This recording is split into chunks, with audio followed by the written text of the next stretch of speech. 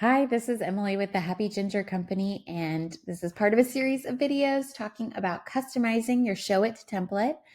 This is one of two that's going to talk about blogging because I have a lot of clients get confused with this. And so if you've purchased a template from me, I just want to help make it super clear.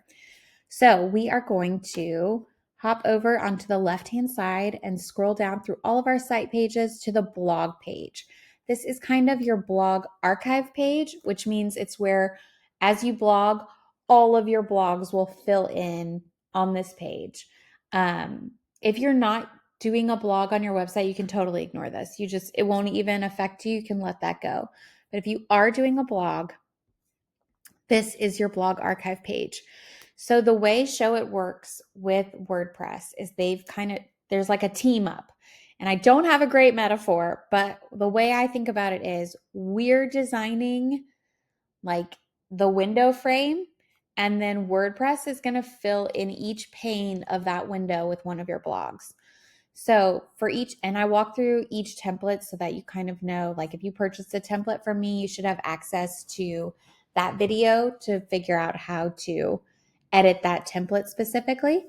But what I want you to know is you're going to edit things like this, like the header. You can change this canvas background to a different photo. You can change all of these elements. You can add your categories for what your blog is going to include. You just don't want to mess with any of the actual blogs. The blog, kind of like teaser. It's set up this way as like a demo, but essentially leave all of this alone. Leave just this whole section. If you see like what looks like a blog and you're like, I have more than 3 blogs, don't worry. We're going to show that it will add more than 3 blogs.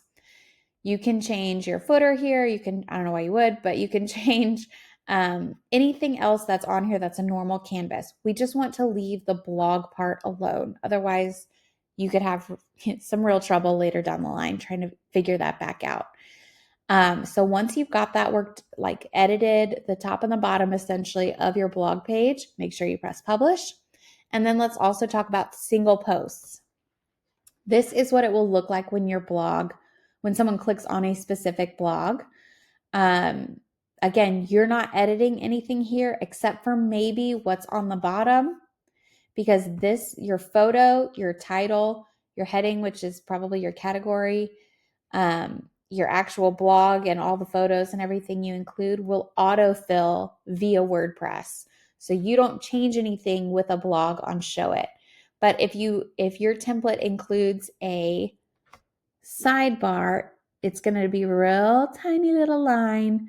You'll see it show up, click on that, and then you can edit your sidebar. You can change this photo to you, change your branding, change your text.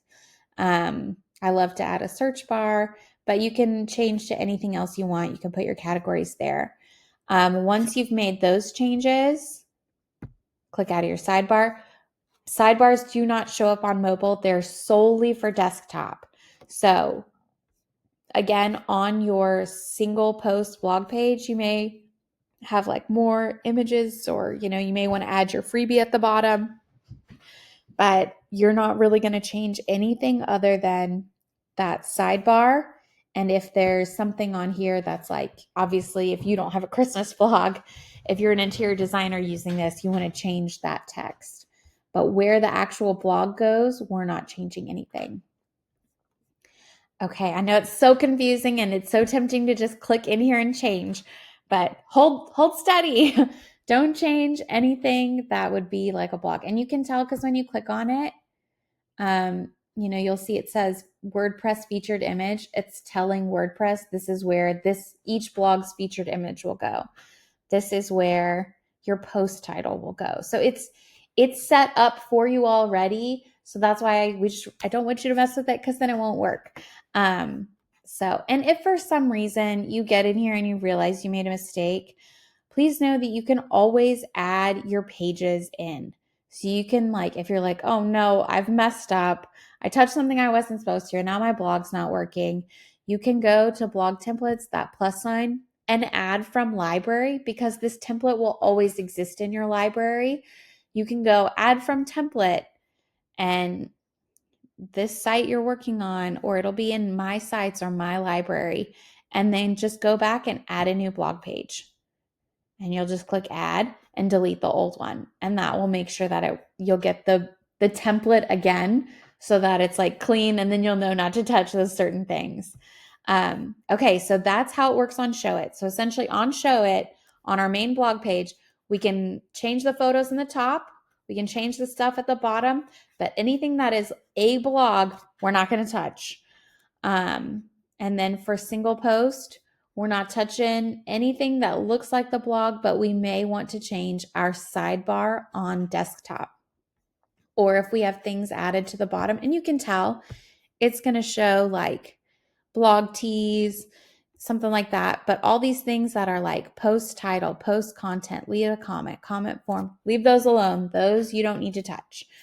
Okay, so then you'll press publish, and your blog, only once you have launched your website will your blog from WordPress begin feeding into your website.